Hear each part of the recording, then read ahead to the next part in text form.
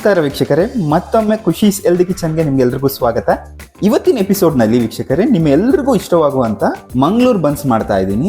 ತುಂಬಾನೇ ಚೆನ್ನಾಗಿರುತ್ತೆ. ನೀವೆಲ್ಲರೂ ಕೂಡ ಹೊರಗಡೆ ಹೋಟೆಲ್ನಲ್ಲಿ ತಿಂದಿರ್ತೀರಾ. ಇದು ಮನೇಲಿ ಕೂಡ ತುಂಬಾ ಸುಲಭವಾಗಿ ಮಾಡ್ಬೋದು, ತುಂಬಾ ಟೇಸ್ಟಿಯಾಗಿ ಕೂಡ ಇರುತ್ತೆ. ಹಾಗಿದ್ರೆ ಯಾಕೆ ತಡ ವೀಕ್ಷಕರೇ, ಬನ್ನಿ ಮಂಗಳೂರು ಬನ್ಸ್ ಹೇಗೆ ಮಾಡೋದಂತ ನೋಡೋಣ. ಅದಕ್ಕಿಂತ ಮುಂಚೆ ವೀಕ್ಷಕರೇ, ಯಾರೆಲ್ಲ ನಮ್ಮ ಚಾನಲ್ನ ಇನ್ನೂ ಸಬ್ಸ್ಕ್ರೈಬ್ ಮಾಡ್ಕೊಂಡಿಲ್ಲ, ಈ ಕೂಡಲೇ ಸಬ್ಸ್ಕ್ರೈಬ್ ಮಾಡ್ಕೊಳ್ಳಿ. ನಿಮ್ಮ ಸಪೋರ್ಟ್ ನಮಗೆ ತುಂಬಾನೇ ಮುಖ್ಯ. ಮೊದಲಿಗೆ ವೀಕ್ಷಕರೇ, ಮಂಗಳೂರು ಬನ್ಸ್ ಮಾಡೋದಕ್ಕೆ ಬಾಳೆಹಣ್ಣು ತುಂಬಾನೇ ಮುಖ್ಯ.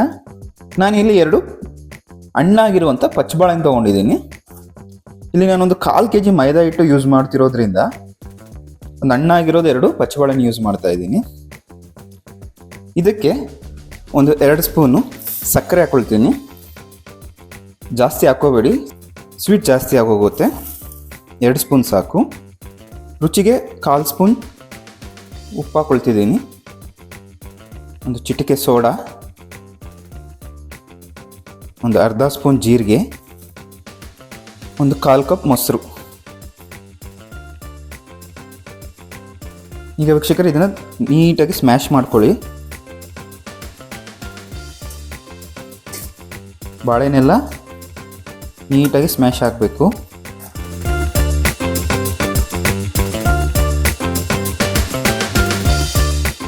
ಈ ಮಂಗಳೂರು ಬನ್ಸ್ ತುಂಬ ಫೇಮಸ್ಸು ಮಂಗಳೂರಲ್ಲೇ, ಯಾಕಂದರೆ ಅಲ್ಲಿ ಟಿಫನ್ಗೆಲ್ಲ ಮಂಗಳೂರು ಬನ್ಸ್ನ ಯೂಸ್ ಮಾಡ್ತಾರೆ.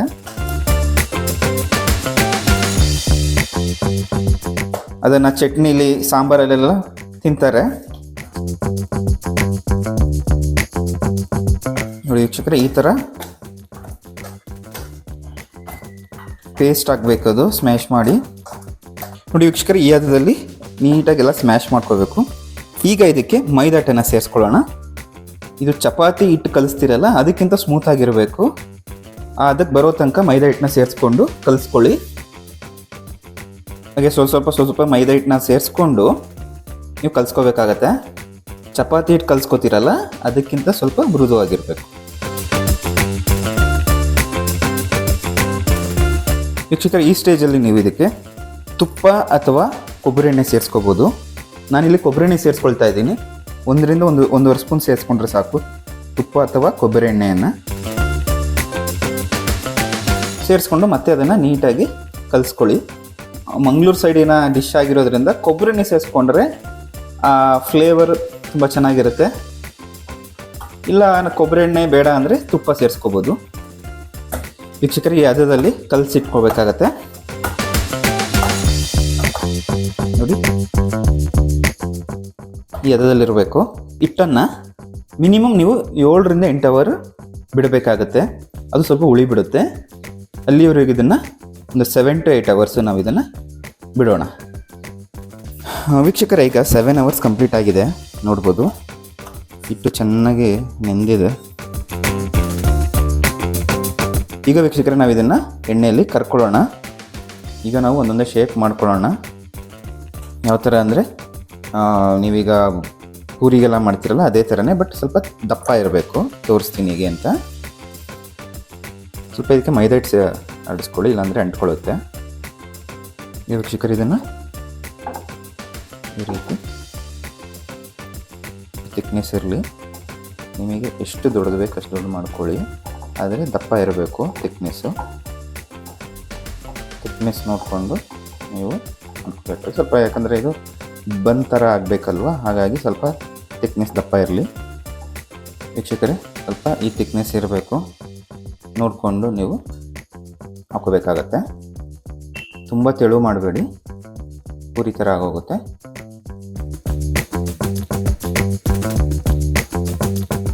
ವೀಕ್ಷಕರೇ, ಎಣ್ಣೆನ ಮೀಡಿಯಮ್ ಫ್ಲೇಮಲ್ಲಿ ಇಟ್ಕೊಳ್ಳಿ. ತುಂಬ ಹೈ ಇಟ್ಕೋಬೇಡಿ, ಸೀದೋಗುತ್ತೆ. ಮೀಡಿಯಮ್ ಫ್ಲೇಮಲ್ಲಿ ಇಟ್ಕೊಂಡು ಅದನ್ನು ಬೇಯಿಸ್ಕೋಬೇಕಾಗತ್ತೆ. ಈ ನೊರೆಯೆಲ್ಲ ಕಮ್ಮಿ ಆಗಬೇಕು ವೀಕ್ಷಕರೇ, ಅದು ಬೇಯಬೇಕಲ್ವ, ಹಾಗಾಗಿ ನೊರೆಯೆಲ್ಲ ಕಮ್ಮಿ ಆಗೋ ತನಕ ಬೇಯಿಸ್ಕೊಳ್ಳಿ. ಹಾಗೆ ಉಬ್ಬುತ್ತೆ. ಇದು ಸಂಜೆ ಹೊತ್ತು ಸ್ನ್ಯಾಕ್ಸ್ ಆಗಿ ತಿನ್ಬೋದು. ಹಾಗೆ ಬೆಳಗ್ಗೆ ಹೊತ್ತು ತಿಂಡಿಗೂ ಕೂಡ ನೀವು ತಿನ್ಬೋದು.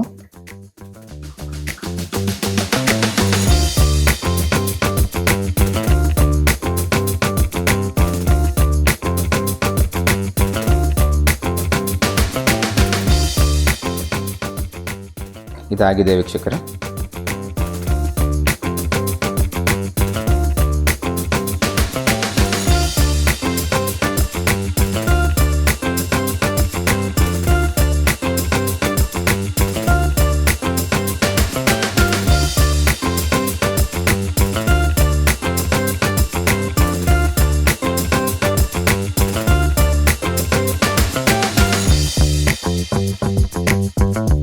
ವೀಕ್ಷಕರೇ, ಬನ್ಸ್ ಮಾತ್ರ ತುಂಬ ಚೆನ್ನಾಗಿ ಬಂದಿದೆ. ಎಲ್ಲ ನೋಡ್ತಿರ್ಬೋದು ಎಷ್ಟು ಚೆನ್ನಾಗಿ ಬೆಂದಿದೆ. ಈ ಥರ ಬ್ರೌನ್ ಕಲರ್ ಬರಬೇಕಾಗತ್ತೆ ಬೇಯೋದಕ್ಕೆ. ನೋಡಿ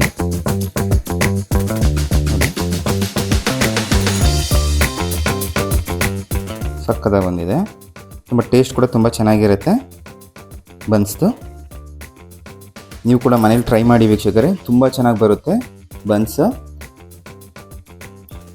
ಟೇಸ್ಟ್ ಕೂಡ ನೋಡ್ತೀನಿ ಹೇಗಿದೆ ಅಂತ. ತುಂಬ ಚೆನ್ನಾಗಿದೆ ವೀಕ್ಷಕರೇ ಟೇಸ್ಟ್ ಕೂಡ. ನೀವು ಕೂಡ ಟ್ರೈ ಮಾಡಿ ಬನ್ಸು. ಹೇಗೆ ಬಂತು ಅಂತ ಕಮೆಂಟ್ ಮಾಡಿ. ಹಾಗೆ ವಿಡಿಯೋ ಇಷ್ಟ ಆಗಿದೆ ಲೈಕ್ ಮಾಡೋದನ್ನು ಮರಿಬೇಡಿ ವೀಕ್ಷಕರೇ. ಇದೇ ಥರ ಮತ್ತೊಂದು ವಿಡಿಯೋದೊಂದಿಗೆ ನಾನು ನಿಮ್ಮನ್ನು ಭೇಟಿ ಆಗ್ತೀನಿ. ಅಲ್ಲಿವರೆಗೂ ಶುಭ ದಿನ ವೀಕ್ಷಕರೇ.